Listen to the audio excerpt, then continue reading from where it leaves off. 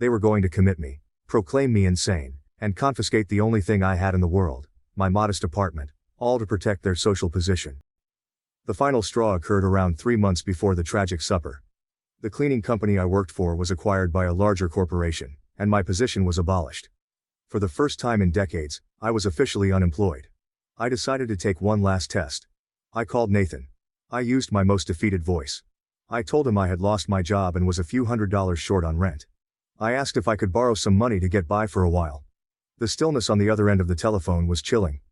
"Ethan," he continued, his voice taut with frustration. "We can't. Things are tight right now." Tight? He was earning $800,000 per year. "Maybe you should look into some government assistance programs," he said, his voice full of disdain. That night, Nathan and Rebecca gave me a gift. It was a stunning, expensive-looking desk clock. The note included the following message. "Thinking of you in this difficult time. Hope this brightens up your apartment." It was an odd and impersonal gift. I thanked them, but a dark and ugly suspicion began to emerge in my mind. On a hunch, I brought it to an expert. A high-end voice-activated recording device was buried deep within the clock mechanism. They were not just thinking about me, they were spying on me. I placed the clock on my mantelpiece and set it to record. I spoke to myself. About my position, about feeling lost and hopeless. I was performing for a 2-person crowd.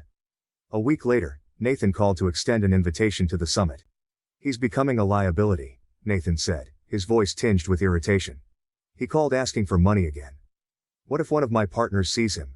What if he shows up at the office?" Then Rebecca's voice was like ice. "We need to handle this, Nathan, for good. My father has been asking questions. He said, 'A man is judged by his family. We can't have a broke janitor dragging us down.'" My jaw constricted. I kept listening.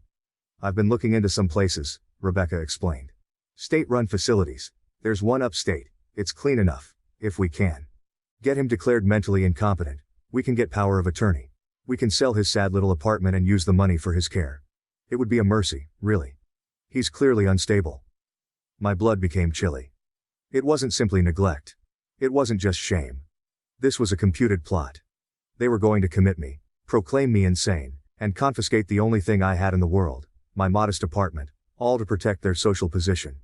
They were not simply deleting me from their life. They planned to lock me up and toss away the key. That was the moment any last familial feelings I had for them died.